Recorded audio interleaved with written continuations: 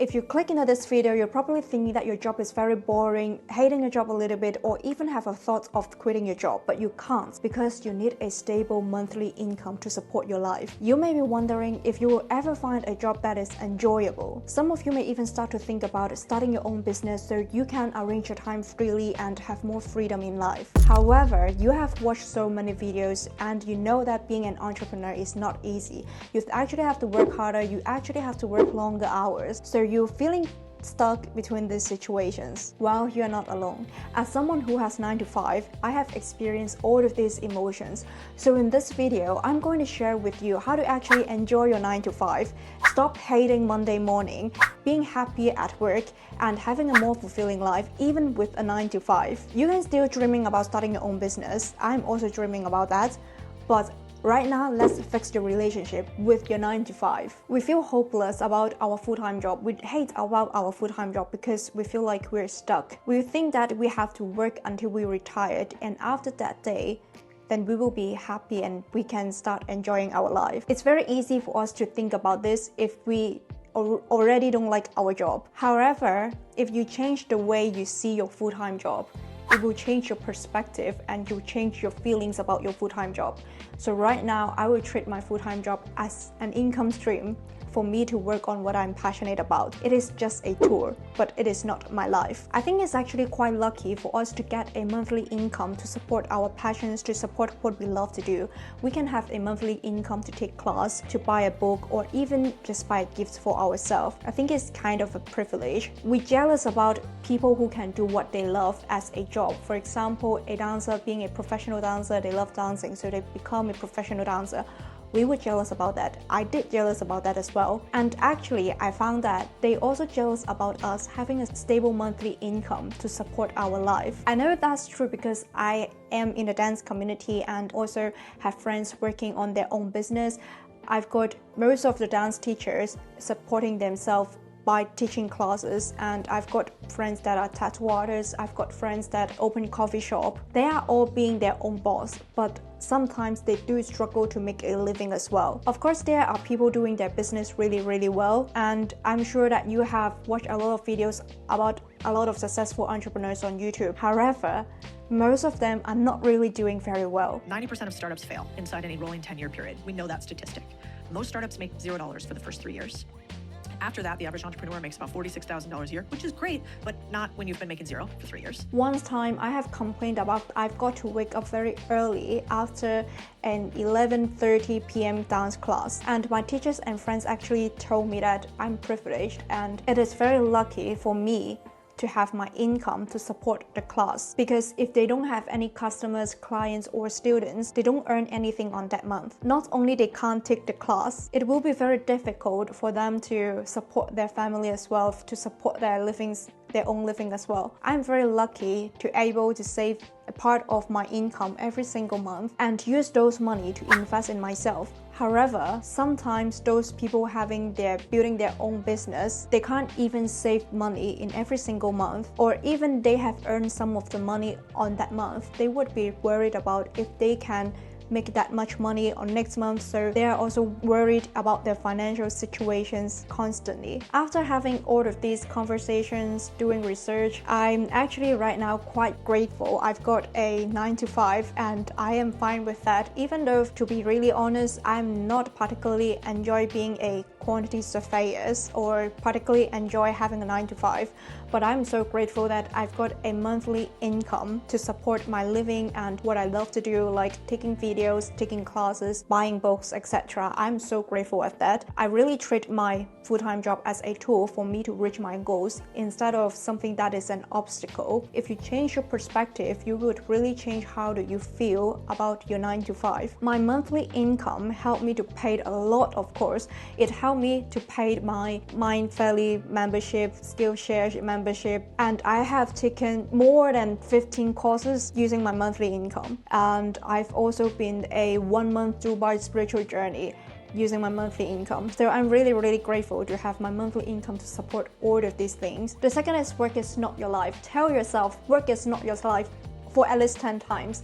Work is not your life. Work is not your life. Work is not your life. Work is not your life. Work is not your life. You have so much more things in life other than work. When I first started at work, I'm a super ambitious young person. I would like to get promoted. I would like to give it everything to my work. And I would like to be a director in my company. I think about work after my 9 to 5 and or even during the weekend. But I guess everyone do that when they first started their work. Like after graduate, when they first start their first job, they would be very passionate about their work. And then working for some time, I realized I'm not exactly passionate about being a quantity surveyor. At that time, when I think about work, I no longer feel like I'm that passionate young person who loves to be the best at the work. But I would consider myself as a pathetic workaholic, just think about work even during the weekend, even I'm not at work. Even though I'm not doing anything physically, like I'm not using my laptop to work, my mentally is full of work. It feels like work is 90% of my life at the time. And I even remember one time when I was sitting on the bus, and it is a weekend, and the bus passed by buildings and there are water pipes over the wall, and then I was thinking about the pipes that I was measuring on the project. I think that was really crazy. I was thinking about work all the time, but I forgot what has triggered me. I've just realized work is actually not my life at all. Work is not my life.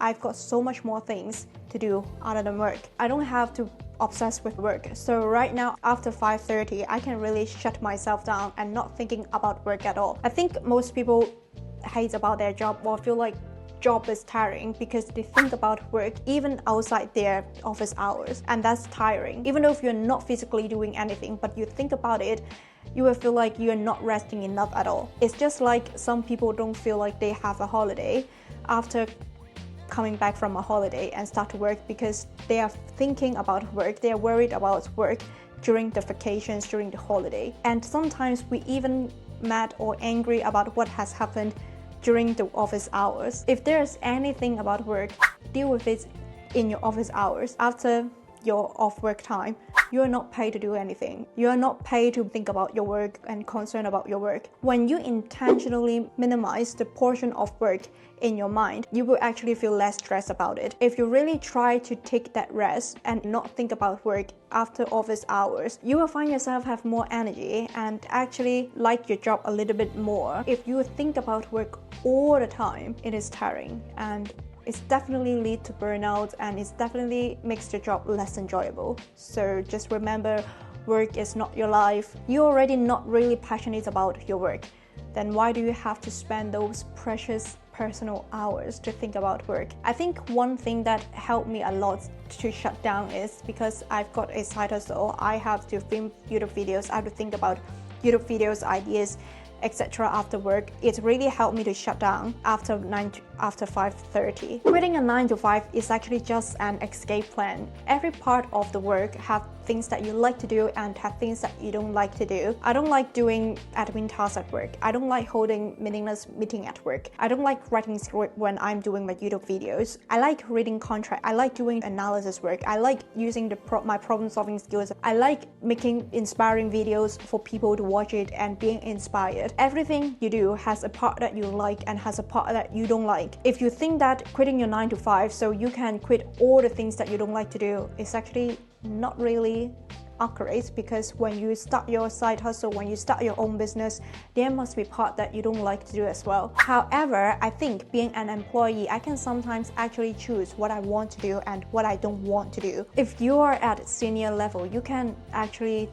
delegate some tasks that you don't like to do to your junior, or at least you've got someone to work with you. You got people that can sit by your side and do the boring admin task with you. If you find a part of your job that you really like it, then I will ask my senior to give me more similar tasks for me to do it. But if you actually don't enjoy working at that company at all in every single aspect, then I would suggest to make a move. Get a job that is actually fit your requirement. I know some of you may think that's not possible. However, if you ever jealous a friend that is working in the same industry as you and have a better working environment, no matter it is about the culture, the salary, the work from home arrangement, anything, if you like about that, which means there's a job that is out there that fit your requirement. So you can definitely look for a job like that. How do I actually get a job that is really fit my requirement. I've got a few approaches to find a job that is actually fit my requirement.